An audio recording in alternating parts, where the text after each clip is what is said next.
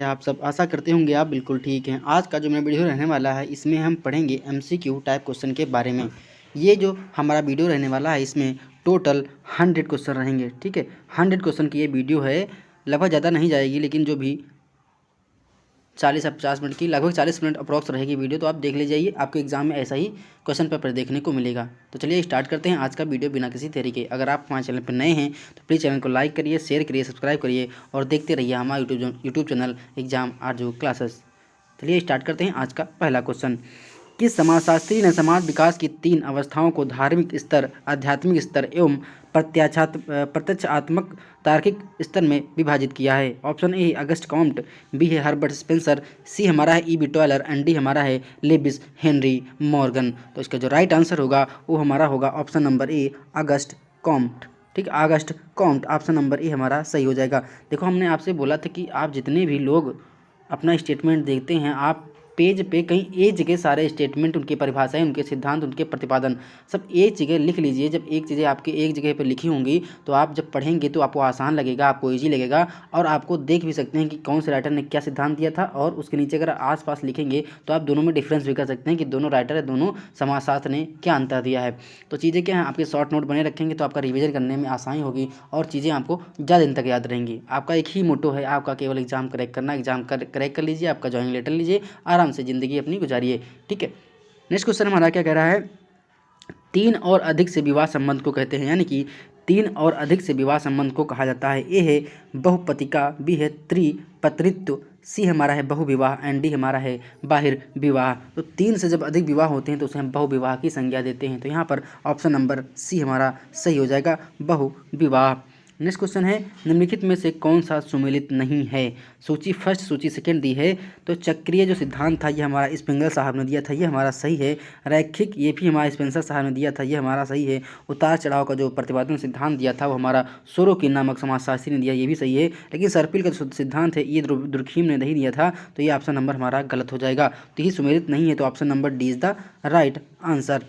Next question है, मुस्लिम में पति पत्नी की पारस्परिक सहमत से होने वाले तलाक का क्या नाम है? यानी कि जो मुस्लिम में तलाक होता है, डाइवर्स होता है पति पत्नी की सहमत से, उसे हम क्या कहते हैं? ऑप्शन ए है मुबरअत, बी है खुला, सी है इला एंड डी हमारा है ताल के एहसान। तो यहाँ पे जो राइट आंसर होगा उसे हम मुबरत कहते हैं, मुबरत कहते हैं। ऑप्शन नंबर ए सही हो जाएगा, मुबरत, ठीक है, मुबरअत हो जाएगा, मुबरअत, ठीक है। नेक्स्ट है, निम्नलिखित में से कौन सा मेहर राशि का भुगतान करता है? ऑप्शन ए है वर द्वारा वधु को, सी है वधु द्वारा वर को, सी है वर पक्ष द्वारा वधु पक्ष को एंड डी हमारा है वधु पक्ष द्वारा वर पक्ष को। तो यहाँ पे जो राइट आंसर होगा वो हमारा होगा वर द्वारा वधु को। तो ऑप्शन नंबर ए हमारा सही हो जाएगा। नेक्स्ट क्वेश्चन है, आदिवासी समाज में ईसाई धर्म प्रचारकों की गतिविधियों और राष्ट्रीय स्वयंसेवक संघ तथा विश्व हिंदू परिषद जैसे संगठनों द्वारा प्रचार ने डाट उत्पन्न किया। ऑप्शन ए है विभिन्न आदिवासी समूहों के बीच शत्रुता, बी हमारा है जनजातियों का मुख्य धारा से अन्य संक्रमण, सी हमारा मुख्य धारा में आदिवासियों की एकीकरण के लिए अनुकूल परिस्थितियाँ एंड डी हमारा है उनके लिए महान भ्रम और संघर्ष। एंड ऑप्शन नंबर ई हमारा फिर से में दिया है उनके समाज के भीतर प्रगतिशील और प्रबुद्ध हिस्से। तो इसका जो राइट आंसर होगा वो हमारा हो जाएगा उनके लिए महान भ्रम और संघर्ष। और ऑप्शन नंबर डी हमारा सही हो जाएगा। नेक्स्ट क्वेश्चन क्या है, निम्न में से कौन सा सामाजिक नियंत्रण का अभिकरण नहीं है? देखो आपको क्वेश्चन जब पढ़ना है तो आपको क्वेश्चन पूरा पढ़ना है। यहाँ पूछा है निम्न में से कौन सा सामाजिक नियंत्रण का अभिकरण नहीं है? तो ऑप्शन नंबर हमारा ए है कानून, बी है रीति रिवाज, सी है धर्म एंड डी हमारा है अर्थव्यवस्था। देखो जो सामाजिक नियंत्रण के कारक होते हैं उसमें हमारा कानून भी नियंत्रण करता है, रीति रिवाज यानी कि हमारे घर के माहौल, हमारे घर के संस्कार क्या हैं उनसे भी हमारा समाज नियंत्रित होता है, और हमारा धर्म जी हमको नियंत्रित करता है समाज में रहते हुए। लेकिन अर्थव्यवस्था ये हमारी सामाजिक नियंत्रण में नहीं आती। तो यहाँ पर जो राइट आंसर होगा वो हमारा हो जाएगा अर्थव्यवस्था। क्या हो जाएगा? अर्थव्यवस्था। ऑप्शन नंबर डी हमारा सही हो जाएगा, क्योंकि यहाँ नहीं पूछा गया है।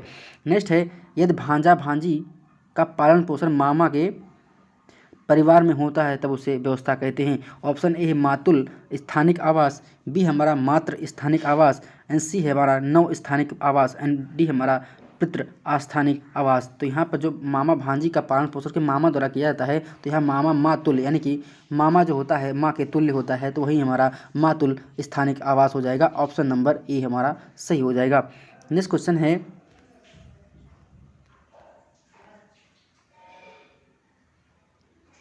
समाज में महिलाओं की स्थिति को सुधारने के लिए भारत में पारित विभिन्न कानूनों के सही क्रम को पहचानें।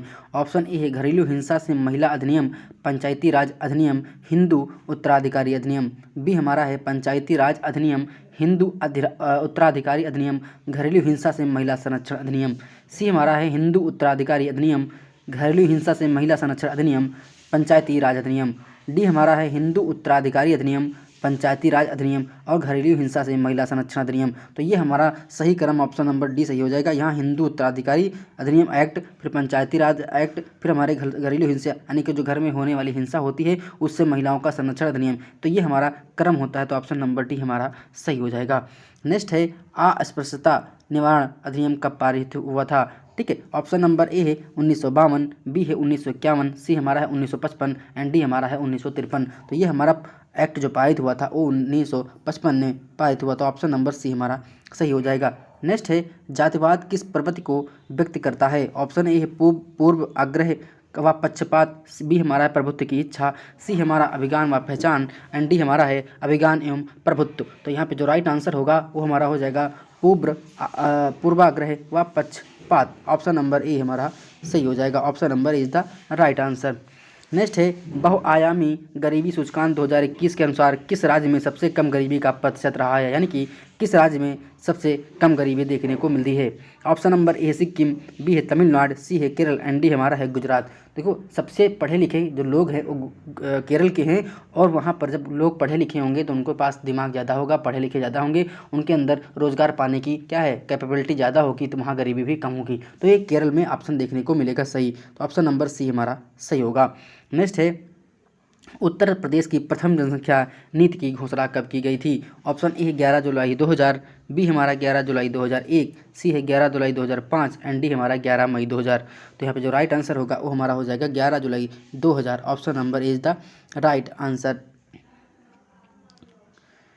निम्नलिखित में से भारत में बढ़ते तलाक के कारण कौन है, यानी भारत में जो तलाक बढ़ रहा है उसका कारण क्या है। ऑप्शन ए महिलाओं का आर्थिक स्वावलंबन, बी हमारे देश की विलासिता, सी हमारा वैवाहिक जोड़ों की अपरिपक्वता एंड डी हमारा है अशिक्षा। तो बोला कारण क्या है, तो महिलाओं का आर्थिक स्वावलंबन। ठीक है, तो ऑप्शन नंबर ए हमारा सही हो जाएगा। Option number is the right answer. Next है भाई भतीजावाद, पक्षपात और सत्ता शक्ति का दुरुपयोग सभी किसका उदाहरण है। ऑप्शन ए भ्रष्टाचार का, बी है अज्ञानता का, सी है संघर्ष का एंड डी हमारा सामाजिक पूर्ण एकता का। तो यहाँ पे जो राइट आंसर होगा वो हमारा होगा भ्रष्टाचार का। Option number is the right answer. Next question है निम्नलिखित में से कौन सी वेश्यावृत्ति की विशेषता नहीं है। यहाँ पे नहीं है पूछा है। ऑप्शन ए व्यवसाय, बी है आर्थिक लाभ, सी है अवैध संबंध एंड डी हमारा है सामाजिक प्रतिष्ठा। तो इसमें विशेषता क्या है, ये देखो आर्थिक लाभ के चक्कर में होता है, अवैध संबंध भी बनते हैं, उनका व्यवसाय भी होता है, लेकिन सामाजिक प्रतिष्ठा जो होती है ये उनकी विशेषता नहीं होती है। तो यहाँ पर जो राइट आंसर होगा वो हमारा ऑप्शन नंबर डी हो जाएगा, क्योंकि नहीं पूछा है तो ऑप्शन नंबर डी हमारा सही होगा। नेक्स्ट है जनसंख्या वितरण को प्रभावित करने वाला प्रमुख कारण क्या है। जब मैंने जनसंख्या पढ़ाया था जनसंख्या विस्फोट क्या होता है, जनसंख्या बढ़ेगी तो क्या होगा, घटेगी तो क्या होगा, तो वहाँ पर मैंने ये सब चीज़ों के बारे में डिस्कस किया था। यहाँ पर केवल आपको हम MCQ टाइप क्वेश्चन करवा रहे हैं, उसके बारे में डिटेल में बताएंगे, तो वीडियो कम से कम नहीं तो 80 मिनट की वीडियो जरूर चली जाएगी। ठीक है, 100 क्वेश्चन है, अगर हम मान लो 1 मिनट में एक क्वेश्चन कराएंगे या उससे कम में कराएंगे तब भी 80-85 मिनट की वीडियो चली जाएगी, जो पढ़ने में आपको बोरिंग लगेगी और अच्छा भी नहीं लगेगा। इसलिए आप थ्योरी पढ़ लीजिए, उसके बाद MCQ टाइप जो क्वेश्चन करेंगे तो आपकी समझ में ज़्यादा ही आएगा। तो यहाँ बोला है जनसंख्या वितरण को प्रभावित करने वाला प्रमुख कारण क्या है, यानी कि वितरण क्या फैलाव। ऑप्शन ए औद्योगिक विकास, बी है जलवायु, सी है सामाजिक विकास एंड डी हमारा आर्थिक विकास। तो यहाँ पर जो राइट आंसर होगा वो हमारा होगा जलवायु। ठीक है, जलवायु।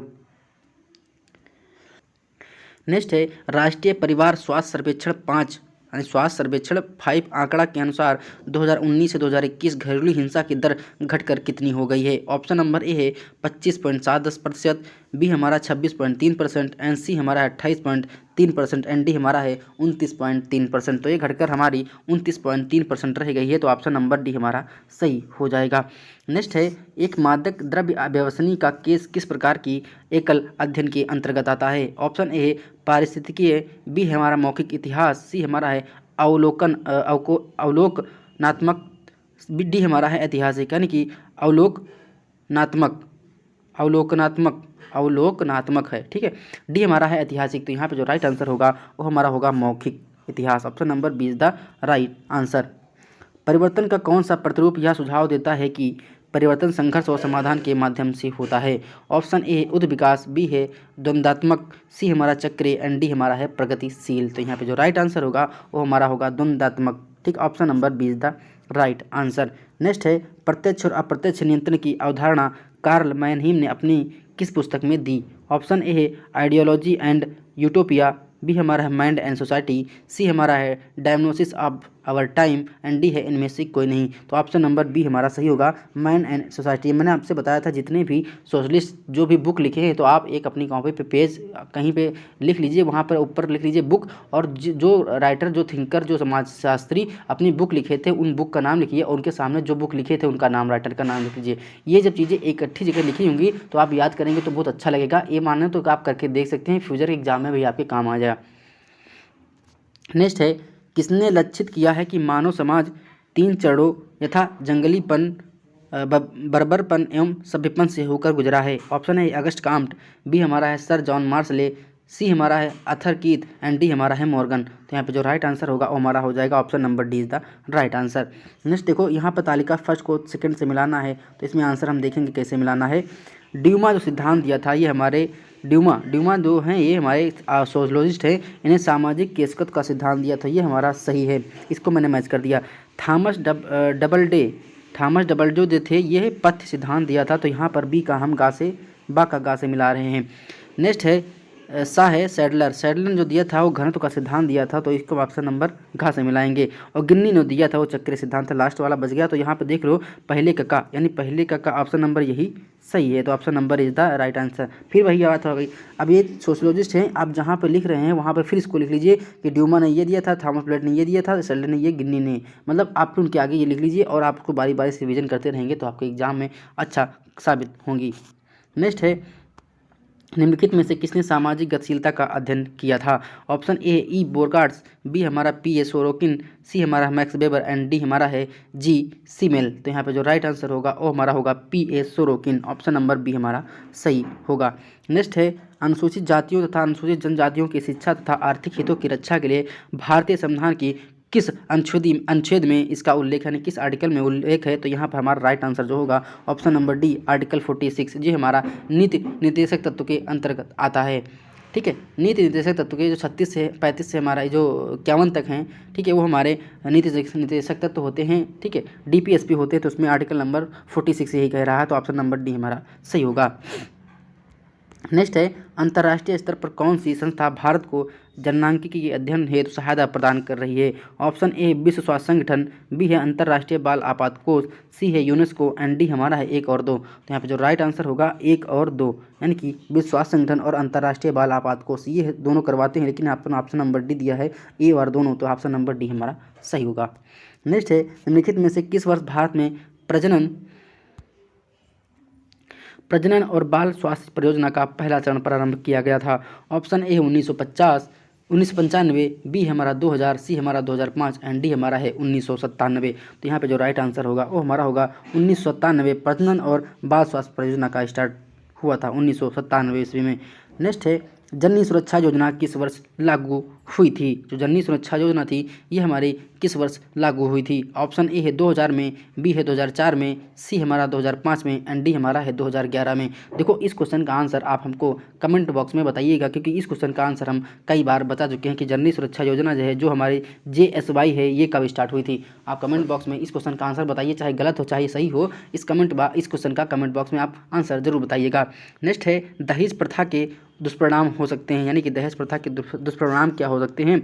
ऑप्शन है बालिका का वध, बी हत्या एवं आत्महत्या, सी है ऋण से ग्रस्तता और डी हमारा उपरोक्त सभी। तो देखो ये जो होते हैं ये हमारे दुष्परिणाम दहेज प्रथा कैसे होते हैं। दहेज प्रथा में किसी की बालिका की हत्या कर दी जाती है, उसमें हत्या और आत्महत्या दोनों शामिल हैं। अगर बाप लड़की की शादी करता है, पिता की शादी करता है, तो ऋण से ग्रसित हो जाता है, किसी से पैसा उधार लेता है और साहब अपनी बिटिया का ब्याह करता है, तो वहाँ पर क्या है उसके अंदर ऋण की ग्रस्तता आती है। तो यहाँ पर ऑप्शन नंबर उसका इकोनॉमिक जो लेवल होता है वो थोड़ा डाउन हो जाता है, तो यहाँ पर जो राइट आंसर होगा वो हमारा हो जाएगा उपरोक्त सभी। Option number D is the right answer. Next है मोतीझरा टाइफाइड का संक्रमण काल होता है। ऑप्शन ए है 2 से 7 दिन, बी है 9 से 15 दिन, सी हमारा 7 से 21 दिन एंड डी हमारा है 15 से 30 दिन। तो ये हमारा होता है 7 से 21 दिन तक। ऑप्शन नंबर सी हमारा सही होगा।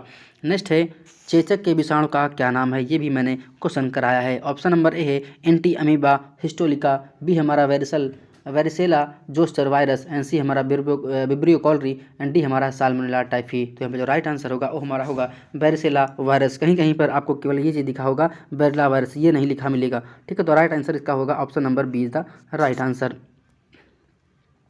नेक्स्ट है निम्नलिखित में से कौन सा एक कैल्शियम का समृद्ध स्रोत नहीं है, यहाँ पूछा है।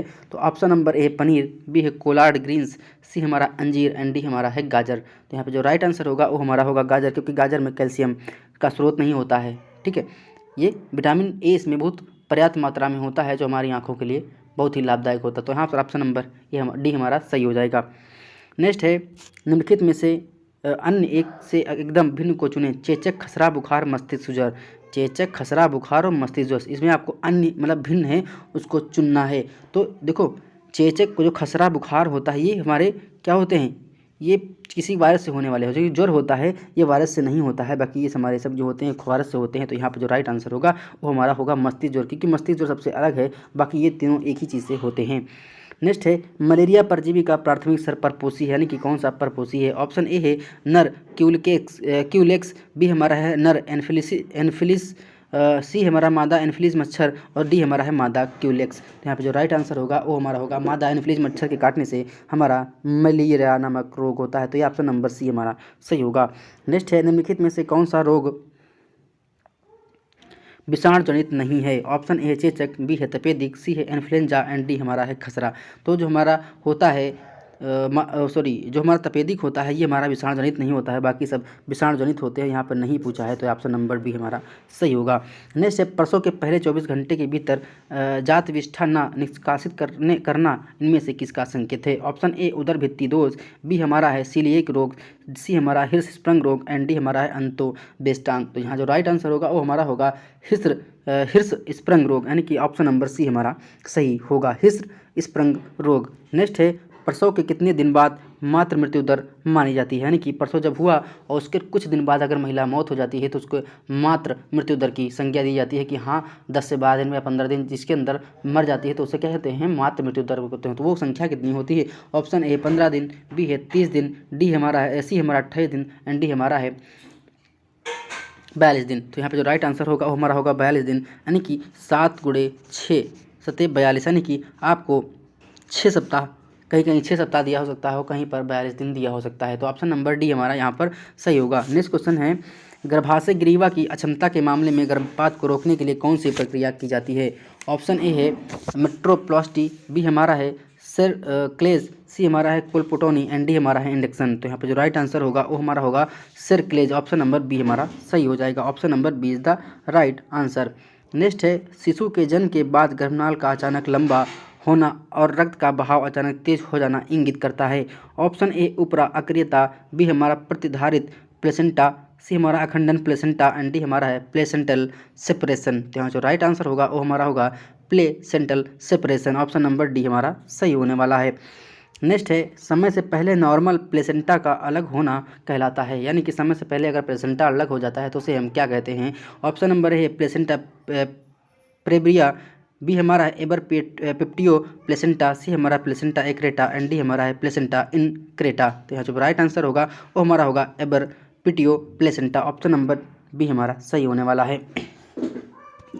नेक्स्ट है एक महिला जिसने अभी अभी एक बच्चे को जन्म दिया है उसे कहा जाता है। ऑप्शन ए है प्राई मिग्रेविडा, बी हमारा है पार्टूरिएंट, सी हमारा है प्यूर पेरा एंड डी हमारा है प्राइमी पारा। तो यहाँ जो राइट आंसर होगा वो हमारा होगा प्यूर पेरा। ये की क्वेश्चन मैंने एक प्रैक्टिस सेट में करवाया था।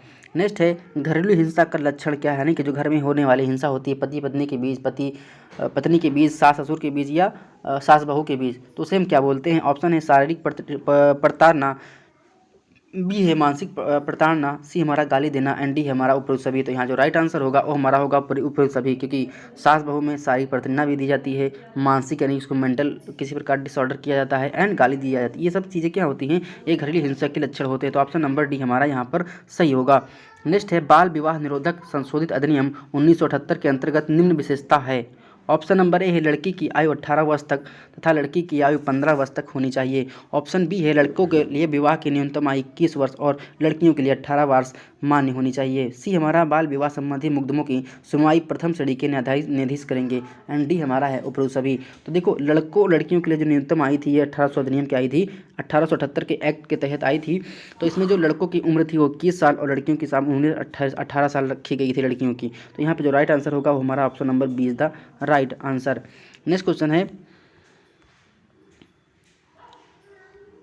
भारत का उद्धार उसकी झोपड़ियों में निहित है, किसने कहा था? यानी कि भारत का जो उद्धार है उसकी झोपड़ियों में निहित है, ये वाक्य किसने दिया था? Option number A Sardar Patel, B है जवाहरलाल नेहरू, सी हमारा महात्मा गांधी, एंड डी हमारा है विवेकानंद। तो ये जो स्टेटमेंट कहा था वो हमारे महात्मा गांधी साहब ने कहा था। तो स्टेटमेंट जहाँ पर आप सारे स्टेटमेंट लिख रहे हैं वहाँ पर इस स्टेटमेंट को फिर लिख लीजिए। नेक्स्ट है परिवार में गृहिणी के व्यक्तित्व का सबसे मार्मिक पक्ष क्या है? ऑप्शन ए है बहन का पक्ष, बी है लड़की का पक्ष, सी है माता का पक्ष, एंड डी हमारा है पत्नी का पक्ष। तो यहाँ पे जो राइट आंसर होगा वो हमारा होगा माता का पक्ष। Option number C is the right answer. Next है परिवार की शैक्षिक और धार्मिक गतिविधियाँ निम्नलिखित में से किसके हिस्से हैं? ऑप्शन ए है घरेलू माहौल, बी है निकटवर्ती माहौल, सी है हमारा व्यापक माहौल, एंड डी हमारा है बाह्य माहौल। यहाँ पे जो राइट आंसर होगा वो हमारा होगा निकटवर्ती माहौल। Option number B is the right answer. Next है परिवार प्रबंधन प्रक्रिया के चरण क्या है? यानी परिवार प्रबंधन का जो प्रक्रिया है उसका चरण क्या है? पहला चरण कौन सा होगा और दूसरा तीसरा चरण कौन सा होता है? तो यहाँ पर जो ऑप्शन नंबर ए है सहयोग, आयोजन, समय और मूल्यांकन, बी हमारा है योजना, नियंत्रण, प्रसंस्करण और मूल्यांकन, सी हमारा है योजना, आयोजन, नियंत्रण और मूल्यांकन, एंड डी हमारा है समय, योजना, मूल्यांकन और सहयोग। तो यहाँ पर जो राइट आंसर होगा वो हमारा होगा योजना, आयोजन, नियंत्रण और मूल्यांकन। Option number C is the right answer. Next question है पोलियो वैक्सीन के लिए आदर्श भंडारण तापमान है। ऑप्शन नंबर ए है -5 डिग्री सेल्सियस, बी हमारा है -20 डिग्री सेल्सियस, सी हमारा है -15 डिग्री सेल्सियस, एंड डी हमारा है -10 डिग्री सेल्सियस। तो भंडारण के जो ताप होता है वो हमारा होता है -20 degree Celsius. Option number B हमारा सही हो जाएगा। नेक्स्ट है जन्म से 18 से 12 मास के बच्चे की विकास अवधि को कहते हैं। ऑप्शन नंबर है टॉडलर, बी है शैशव, सी हमारा टीन आयु, एंड डी हमारा है पीयर। तो जब 8 से 12 मास के बच्चे की विकास की अवधि को होती है तो उसे हम शैशवावस्था कहते हैं या शिशु अवस्था कहते हैं। तो यहाँ पर ऑप्शन नंबर क्या होगा? B is the right answer. Next है कौन सी उम्र जिज्ञासु आयु कहलाती है? यानी कौन सी जो उम्र होती है हमारी जिज्ञासु वाली उम्र होती है? ऑप्शन नंबर ए है 10 से 12 वर्ष, बी हमारी 8 से 12 वर्ष, एंड सी हमारी 6 से 8 वर्ष, एंड डी हमारी है 2 से 6 वर्ष। देखो जो 2 साल से बच्चे 6 साल के बीच में होते हैं वो आपसे क्रॉस क्वेश्चन बहुत करेंगे कि ये होता है तो क्यों होता है, ठीक है, ये ऐसा होता है तो क्यों होता है। तो वो जिज्ञासु होते हैं, उनमें जानने की क्षमता बहुत ज़्यादा होती है कि हम ऐसी चीज़ जानेंगे। तो जिज्ञासु पर्वत के बच्चे होते हैं तो हमारी 2 से 6 वर्ष के बीच देखने को मिलता है। तो ऑप्शन नंबर डी हमारा सही हो जाएगा। नेक्स्ट है एक बच्चा कितनी उम्र तक टॉडलर कहलाता है? ऑप्शन ए है 8 से 12 महीने, बी है 8 से 24 महीने, सी हमारा 12 से 36 महीने, एंड डी हमारा 24 से 48 महीने। तो यहाँ पे जो राइट आंसर होगा वो हमारा होगा 24 से 48 महीने, यानी कि 2 साल से 4 साल के बीच। ठीक है, 2 साल से 4 साल ये भी हो सकता है, 2 से 4 साल के बीच। ऑप्शन नंबर डी हमारा सही होगा। नेक्स्ट है मांस का लाल रंग निम्न में से किसके कारण होता है? यानी कि जो मांस का लाल रंग होता है किसी वजह से होता है। ऑप्शन ए है मायोग्लोबिन, बी हमारा हीमोग्लोबिन, सी हमारा है मायोसिन, एंड डी हमारा है एक्टिन। तो जो मायोग्लोबिन की वजह से हमारे जो मांस का रंग होता है वो हमारा होता है लाल। तो option number A is the right answer. Next है टेम्पे बना होता है, टेम्पे जो बना होता है वो किस चीज़ से बना होता है? ऑप्शन ए चना से, बी है सोयाबीन से, सी है राजमा से, एंड डी हमारा लोबिया चावला से। तो ऑप्शन नंबर जो बी होगा वो हमारा सही होगा। ऑप्शन नंबर बी सोयाबीन से बना होता है टेम्पे। नेक्स्ट है लहसुन में कौन सा तत्व भरपूर है? ऑप्शन ए है कैरोटीनॉइड्स, बी हमारा है लिकोपिन, सी हमारा है फ्लेवोनाइड्स, एंड डी हमारा है कौमारिन। यहाँ पे जो राइट आंसर होगा वो हमारा होगा flavonoids. Option number C is the right answer. Next है मानव दूध में बाइफाइडस कारक क्या करता है? ऑप्शन नंबर ए है ई कोली के विकास का रोकता है। बी हमारा है लैक्टोबैसिली के विकास को रोकता है। सी हमारा ई कोली और लैक्टोबैसिलस दोनों के विकास को रोकता है। एंड डी हमारा है ई कोली और लैक्टोबैसिली दोनों के विकास को प्रोत्साहित करता है। यहाँ पे जो राइट आंसर होगा वो ऑप्शन नंबर सी हमारा होगा, ई कोली और लैक्टोबैसिलस दोनों के विकास को रोकता है। Option number C is the right answer. Next है वृषण के कार्य हैं। ऑप्शन नंबर ए शुक्राणुओं का निर्माण करना, बी हमारा है टेस्टोस्टेरोन और हार्मोन का श्रावण करना, एंड बी हमारा उपरोक्त दोनों, एंड डी हमारा है इनमें से कोई नहीं। तो जो वृषण का कार्य होता है वो हमारा होता है टेस्टोस्टेरोन हार्मोन का श्रावण करना। ऑप्शन नंबर बी हमारा सही हो जाएगा। नेक्स्ट क्वेश्चन है विकासात्मक कार्य का प्रत्यय दिया था। ऑप्शन नंबर है ई हरलाक, या हरलाक होगा, हलाक नहीं है हरलाक होगा। बी है गिजल, सी है पियाजे, एंड डी हमारा है हेबिग हस्ट। तो यहाँ पे जो राइट आंसर होगा ये होगा हेबिग हस्ट। विकासात्मक कार्य का प्रत्यय इन्होंने दिया था, विकासात्मक कार्य का। ठीक है, नेक्स्ट है 50 से 65 वर्ष की बीच आयु वर्ग के व्यक्ति को सबसे अधिक समय समस्या हो सकती है। यानी जब 50 से 65 साल का पुरुष होगा, बुजुर्ग होगा, उसके अंदर क्या समस्या हो सकती है। ऑप्शन ए आंखों की देखभाल वाले चिकित्सक के ऑफिस के लिए, बड़े फ़ॉन्ट आकार वाले दीवार चार्ट को पढ़ने में, बी है गली की होर्डिंग पढ़ने में, डी है सी हमारा समाचार पत्र पढ़ने में, और डी हमारा टीवी प्रोग्राम देखने में। तो उससे क्या होगा, समाचार पत्र पढ़ने में दिक्कत होगी क्योंकि उसकी आँखें क्या होंगी, कुछ कमज़ोर हो जाती हैं। तो option number C is the right answer. Next है लड़कियों में किशोरावस्था की उम्र होती है। ऑप्शन नंबर 6 से 7 वर्ष, बी हमारा है 19 से 20 वर्ष, एंड सी हमारा है 12 से 13 वर्ष, एंड डी हमारा है किसी भी समय। तो जो लड़कियां ग्रोथ करती हैं वो सबसे ज़्यादा 12 से 13 साल की जो उम्र की लड़की होगी वो बहुत जल्दी ग्रोथ कर जाती है, लेकिन 12 से 13 साल का जो बच्चा होगा वो बहुत कम, लड़की की बात करें लड़का बहुत कम ग्रोथ करता है, लेकिन 12 से 13 उम्र की जो लड़कियाँ होती हैं वो जल्दी ग्रोथ कर जाती हैं। अगर आप इस सोच के चलिए, अगर एक लड़का और लड़की साथ ही जन्म लिए हैं और at the age of 12 year वो दोनों क्या होंगे, लड़का तो कम वृद्धि कर पाएगा, लेकिन 13 साल की उम्र की जो लड़की है वो ज़्यादा ग्रोथ कर जाती है। तो ऑप्शन नंबर सी हमारा सही होगा। नेक्स्ट है एक शिशु घुटने के बल चलना किस आयु में प्रारंभ करता है। ऑप्शन नंबर ए 3 से 5 महीने, बी हमारा 7 से 9 महीने, एंड सी हमारा है 10 से 12 महीने, एंड डी हमारा है 1 वर्ष के बाद। तो option number B is the right answer. 7 से 9 महीने बाद बच्चा घुटने के बल चलना स्टार्ट कर देता है। धीमा विकास करने वाले बच्चों की पहचान है। ऑप्शन ए भावनात्मक व्यवहार में देरी, बी है सामाजिक व्यवहार में देरी, सी है गति व कुशलता में देरी, एंड डी है बोलने में देरी। तो यहाँ पर जो सही आसन होगा वो हमारा होगा गति व कुशलता में देरी। Option number C is the right answer. Next है डांट में स्टार्च कणों के रूप में अनाज भोजन का मुख्य भंडारण होता है। ऑप्शन ए है भ्रूण, बी हमारा भ्रूणपोष, सी हमारा है इलेवरॉन, एंड डी हमारा है स्क्यूटेलम। तो यहाँ पर जो राइट आंसर होगा वो हमारा होगा भ्रूणपोष। Option number B is the right answer. Next है हल्दी में मिलावट का परीक्षण किस रासायनिक पदार्थ द्वारा किया जाता है। ऑप्शन ए सांद्र हाइड्रोलिक अम्ल द्वारा यानी HCl द्वारा, बी हमारा है टैपियोका द्वारा, सी हमारा लेड क्रोमेट द्वारा, एंड डी हमारा सैक्रिन द्वारा। तो यहाँ पे जो सांद्रण किया जाता है वो हमारा होता है option number A is the right answer, HCl द्वारा हाइड्रोक्लोरिक अम्ल। नेक्स्ट है जब भोज्य पदार्थ को मसालेदार पेस्ट में कुछ घंटे के लिए रखा जाता है ताकि सामग्री के सुरूचक भोज्य पदार्थ में सोखे जाएं, तो इस प्रक्रिया को कहते हैं। ऑप्शन ए है मैरिनेट करना, बी हमारा है किण्वन, सी हमारा माल्ट करना, एंड डी हमारा है सवारिन। यहाँ पे जो राइट आंसर होगा वो होगा मैरिनेट करना। Option number is the right answer. Next है डिब्बाबंदी से संबंधित कानून कब लागू हुआ था। ऑप्शन नंबर है 1965, बी हमारा 1955, सी हमारा 1960, एंड डी हमारा है 1970। तो यहाँ जो राइट आंसर होगा वो हमारा ऑप्शन नंबर डी होगा 1970। Option number D is the right answer. Next है MPO किसके लिए है। ऑप्शन ए है ऑप्शन नंबर ए है मीट प्रोडक्टर ऑर्डर, बी हमारा है मिल्क प्रोडक्टर ऑर्डर, सी हमारा है milk product organisation, and D हमारा है मीट प्रोडक्ट ऑर्गेनाइजेशन। तो यहाँ पे जो राइट आंसर होगा वो हमारा होगा meat products order. Option number A is the right answer. MPO का फुल फॉर्म होता है मीट प्रोडक्टर ऑर्डर। नेक्स्ट है बुजुर्गों के इलाज को कहते हैं, यानी कि जो बुजुर्ग होते हैं उनके इलाज को क्या कहा जाता है। Option number A crossing age, B है परिपक्वता, सी हमारा जरा चिकित्सा, एंड डी हमारा है टूट फूट। तो यहाँ पे जो राइट आंसर होगा वो हमारा होगा जरा चिकित्सा।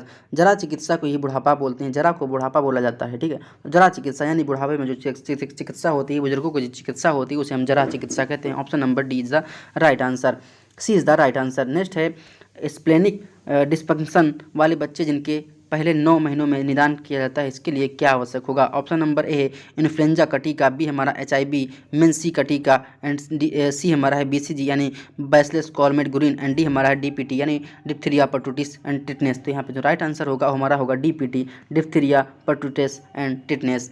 नेक्स्ट है सामान्यतः बच्चों में मल विसर्जन के नियंत्रण की शक्ति किस उम्र से आती है? ऑप्शन ए 6 महीने, बी है 1 से 2 वर्ष, सी है 2 से 3 वर्ष, एंड डी हमारा है 3 से 4 वर्ष। यहाँ पे जो राइट आंसर होगा वो हमारा होगा 1 से 2 वर्ष। Option number B is the right answer. Next है समाज मिति एक बच्चे का डाट मापने का एक उपकरण है। ऑप्शन नंबर है बुद्धिमत्ता स्तर, बी हमारा व्यवहारिक समस्याएं, सी है समूहों के साथ संबंध, एंड डी हमारा है अभिभावकों के साथ संबंध। तो यहाँ पे जो राइट आंसर होगा वो हमारा होगा समूहों के साथ संबंध। Option number C is the right answer. Next question है यह एक प्रक्रिया है जिसमें नवजात बच्चे को संस्कृति में ढाला जाता है जिससे वह समाज में स्वीकृति किया जाता है। ऑप्शन ए सामाजिकरण, बी है विकास, सी हमारा परिपक्वता, एंड डी हमारा है अन्योन प्रक्रिया। यहाँ पे जो राइट आंसर होगा वो हमारा होगा सामाजिकरण। Option number is the right answer. Next है MMR टीका कितने माह में दिया जाता है? यानी कि जो MMR का टीका होता है वो कितने माह में दिया जाता है? ऑप्शन नंबर 1 माह, बी है 15 माह, सी हमारा 18 माह, एंड डी हमारा है 2 वर्ष। यहाँ पे जो राइट आंसर होगा वो हमारा होगा 15 माह।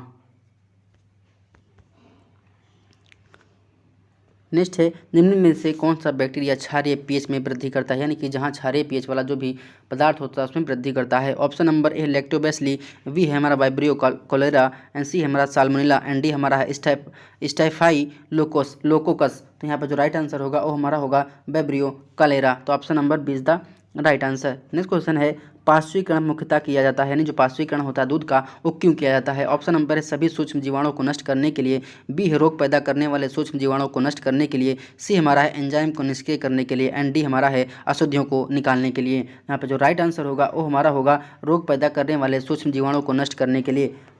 ठीक है, 72 डिग्री सेल्सियस पर 15 सेकंड तक दूध को गर्म करने की जो प्रक्रिया होती है उसे हम पार्श्वीकरण बोलते हैं। बात खत्म, इतना ही है बस। ठीक है, नेक्स्ट है निम्नलिखित में से किस ऊर्जा की प्रतिदिन आवश्यकता सबसे अधिक होती है? ऑप्शन नंबर है शिक्षक, बी है क्लर्क, सी है पत्थर तोड़ने वाला, एंड डी हमारा है गृहिणी।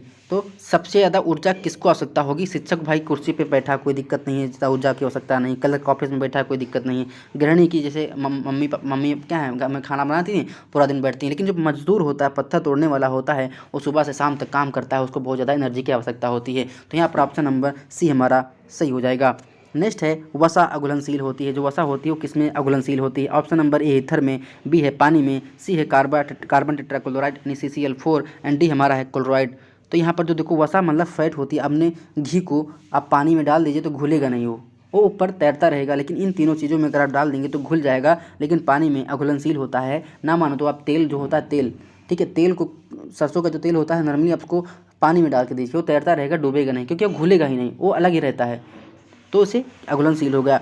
नेक्स्ट है सर्वोत्तम महत्वपूर्ण संकेतकों में से एक है। ऑप्शन नंबर ए है अशोधित मृत्यु दर, बी है शिशु मृत्यु दर, सी है मातृत्व मृत्यु दर, एंड डी हमारा है बाल मृत्यु दर 0 से 5 वर्ष। यहाँ पे जो राइट आंसर होगा वो हमारा होगा बाल मृत्यु दर 0 से 5 वर्ष तक। Option number D is the right answer. Next है एक धात्री माता प्रतिदिन लगभग कितना दूध उत्पादित करती है? ऑप्शन नंबर ए है 400 मिलीलीटर से 800 मिलीलीटर, बी हमारा 1 से 2 मिलीलीटर, सी हमारा 500 मिलीलीटर, एंड डी हमारा है 850 मिलीलीटर। तो जो महिला होती है, धात्री होती है, जो गर्भावस्था के बाद बच्चे को जन्म देती है, तो प्रतिदिन लगभग 400 मिलीलीटर से 800 मिलीलीटर दूध का उत्पादन करती है। तो ऑप्शन नंबर ए हमारा सही हो जाए। देखो जो लोग कमेंट करते हैं कि PDF कहाँ मिलेगी, तो हम अपने वीडियो के डिस्क्रिप्शन बॉक्स में टेलीग्राम चैनल का लिंक डाल देते हैं, और उस लिंक पर क्लिक करके आप हमारे टेलीग्राम चैनल से जुड़ सकते हैं। आपको वहाँ पर सारी PDF एक लाइन से प्रोवाइड हैं विथ, मतलब हमने बताया कि ये कौन से पार्ट की कौन से क्या है, वहाँ पर सब कुछ अच्छे से डिस्कस किया, तो आप उसको डाउनलोड कर सकते हैं। चाहे तो आप प्रिंट आउट भी निकाल कर पढ़ सकते हैं।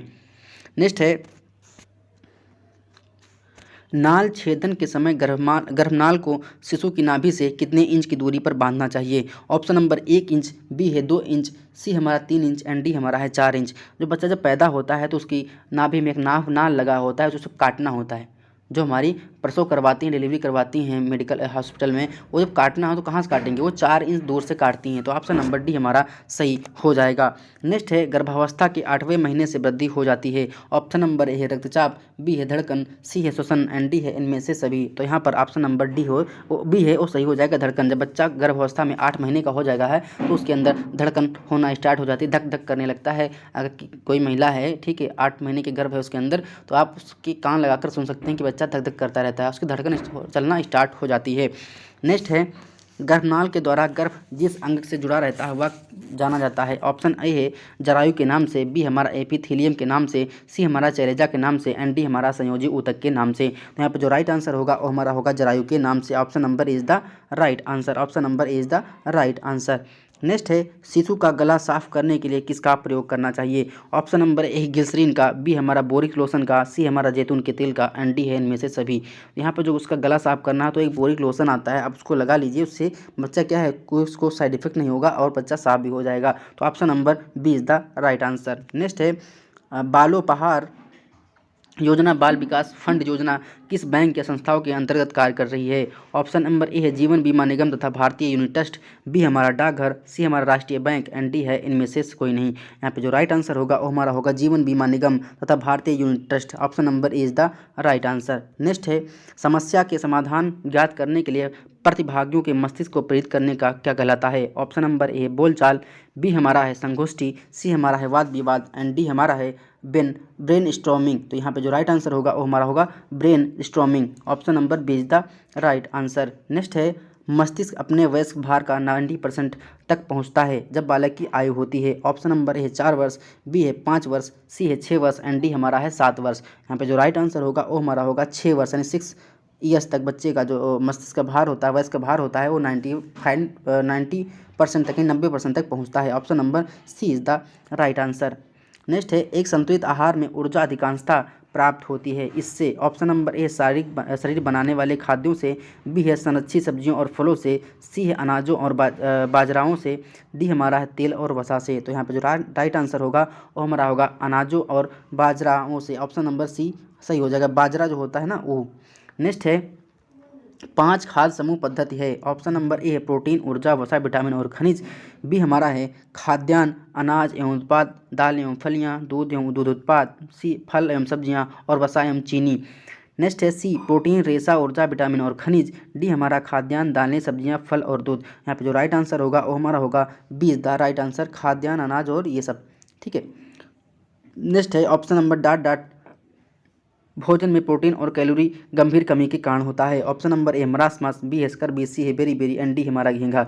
विटामिन सी की कमी से, आई कमी से, विटामिन बी की कमी से और मरासमस जो होता है और क्वाशरियोरकर जो होता है, ये दो बीमारियां जो होती हैं वो प्रोटीन की कमी से होती हैं। तो ऑप्शन नंबर ए हमारा सही हो जाएगा।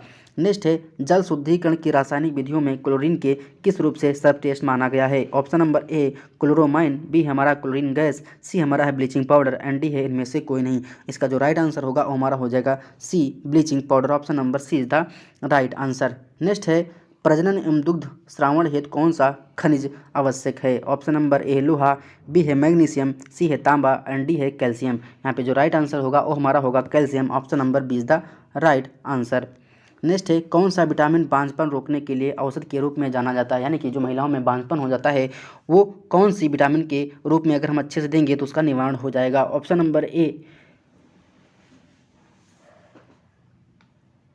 ऑप्शन नंबर ए है ए, बी है ई, सी है डी हमारा एंड डी ऑप्शन है ई के। तो यहाँ पे जो राइट आंसर होगा वो हमारा होगा विटामिन ई से बांझपन होता है। अगर विटामिन पर्याप्त मात्रा में महिला ले रही है तो उसको बांझपन होने की दिक्कत कभी नहीं होगी। नेक्स्ट है पौधों का प्रमुख भंडारण पॉलीसेकेराइड है। ऑप्शन नंबर है स्टार्च, बी है शक्कर, सी है कार्बोहाइड्रेट एंड डी हमारा है वसा। यहाँ पर जो राइट आंसर होगा वो हमारा होगा starch. Option number is the right answer. Next है प्राकृतिक बहुलक है। ऑप्शन नंबर ए है विटामिन, बी है खनिज, सी हमारा है वसा एंड डी हमारा है प्रोटीन। यहाँ पे जो राइट आंसर होगा होगा प्रोटीन जो है प्राकृतिक बहुलक होता है। Option number D is the right answer.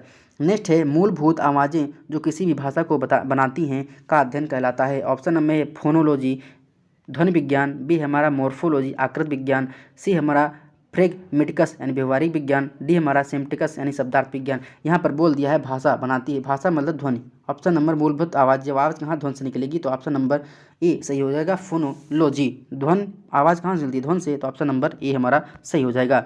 Next है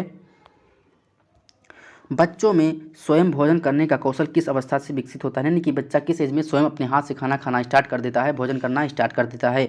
ऑप्शन नंबर ए है 1 से 2 वर्ष, बी है 3 से 4 वर्ष, सी हमारा है 4 से 5 वर्ष एंड डी हमारा है 5 से 6 वर्ष। तो ये जो अवस्था होती है वो हमारी होती है बी से, यानी 3 से 4 वर्ष में बच्चा अपने हाथ से खाना स्टार्ट कर देता है, भोजन ग्रहण करना स्टार्ट कर देता है। तो ऑप्शन नंबर बी हमारा सही हो जाएगा। नेक्स्ट है परामर्श का उद्देश्य होता है। ऑप्शन नंबर ए है प्रार्थी यानी व्यक्ति को सकारात्मक तरीके प्रदान करना, बी है प्रार्थी यानी व्यक्ति को नकारात्मक प्रदान करना, निगेटिविटी होती है, ठीक है, नकारात्मकता प्रदान करना, सी हमारा प्रार्थी व्यक्ति की समस्याओं पर मौन रहना एंड डी हमारा उपयुक्त सभी। यहाँ पे जो राइट आंसर होगा वो हमारा होगा प्रार्थी को सकारात्मक तरीके से उसको समझाना, उसको बताना, उससे बात करना, वही हमारा परामर्श होता है। नेक्स्ट है परामर्श की विधियों में प्रयोग किया जाता है। ऑप्शन नंबर ए है परित्याग, बी है विश्वास, सी है मानता एंड डी है हमारा ये सभी। तो यहाँ जो राइट आंसर होगा तो ये होगा सभी, ठीक है। ये परित्याग विश्वास मानता ये हमारी परामर्श की विधियों में शामिल किया जाता है। नेक्स्ट है विश्व स्वास्थ्य संगठन के वर्तमान महानिदेशक कौन हैं। ऑप्शन नंबर है टेड्रोस एडनॉम गेब्रियस, बी हमारा सिसाबा कोरोसी, सी हमारा अब्दुल्ला शाहिद एंड डी हमारा है एंटोनियो गुटेरस। तो ये हैं डॉक्टर टेड्रोस जो हैं, ये हमारे विश्व स्वास्थ्य संगठन यानी WHO के महानिदेशक हैं वर्तमान में, डॉक्टर टेड्रोस। इनका पूरा नाम एडनॉम गेब्रेयस है, पूरा नाम टेड्रोस एडनॉम गेब्रेयस है, लेकिन आपने शॉर्ट में देखा होगा डॉक्टर टेड्रोस, ठीक है। तो ऑप्शन नंबर ए हमारा सही हो जाएगा। नेक्स्ट है संयुक्त राष्ट्र जनसंख्या कोष यानी कि UNFPA की स्थापना कब की गई थी। ऑप्शन नंबर ए है 1960, बी हमारा 1965, डी हमारा 1968 एंड डी हमारा 1969। तो यहाँ पे जो राइट आंसर होगा वो हमारा होगा 1969, option number D is the right answer. Next है UNDP द्वारा जारी मानव विकास सूचकांक की अवधारणा निम्न में से किसके द्वारा विकसित की गई थी। ऑप्शन ए है महबूब उल हक, बी हमारा अमर्त्य सेन, डी हमारा है मनमोहन सिंह एंड डी हमारा है A&B दोनों। तो यहाँ पर जो ऑप्शन नंबर डी हमारा वो सही हो जाएगा, ए व बी दोनों, यानी कि महबूब उल हक और अमर्त्य सेन ये हमारे पाकिस्तान के एक इकोनॉमिस्ट थे और ये हमारे इंडियन इकोनॉमिस्ट हैं। इन्होंने पहली बार क्या हुआ मानव विकास सूचकांक की अवधारणा का विकास किया था। तो ऑप्शन नंबर ए डी हमारा सही हो जाएगा, ए और बी ये हमारे पाकिस्तान के थे, ये हमारे अपने इंडिया भारतीय थे। तो ये छोटा सा वीडियो था 40 मिनट का, तो आप इसको पढ़ ली जाइए, लिख ली जाइए। आपको जो चीज़ें कठिन लगती हैं तो आप उसको कॉपी में नोट डाउन कर लीजिए, जो आपको सरल लिखता है तो आप उसको मत डाउन, ठीक है। आप शॉर्ट नोट बनाइए, उसको बारी बारी पर डे रिवीजन करते रहिए। अभी आपका एग्जाम नहीं आया, आपका शॉर्ट लिस्ट नहीं हुआ है, शॉर्ट लिस्ट होने के बाद लगभग आपका एग्जाम होगा, तो आप उसकी तैयारी अच्छे से रखिए। मिलते हैं नेक्स्ट वीडियो में, देखते रहिए हमारा यूट्यूब चैनल एग्जाम आजू क्लासेस। धन्यवाद, शुक्रिया, आपका दिन मंगलमय हो।